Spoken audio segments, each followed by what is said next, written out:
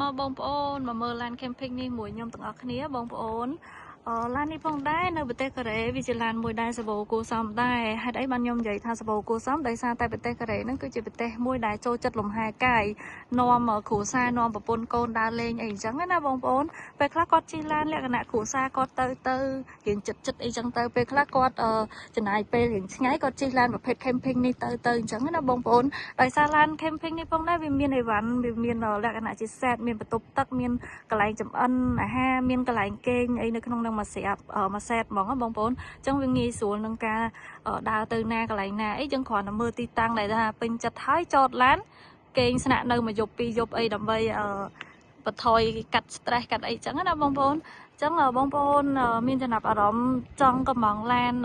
camping អីបងប្អូនអាចដាក់ការកំងបានណាបងប្អូនឃើញតែ SK ផុសតឡានជិះធម្មតាលក្ខណៈគ្រួសារកុំគិតថាមានឡាន camping ទេបងប្អូនឡាន camping ក៏មានដែរហ្នឹងហើយអានេះវាមានប្រភេទបែបនេះ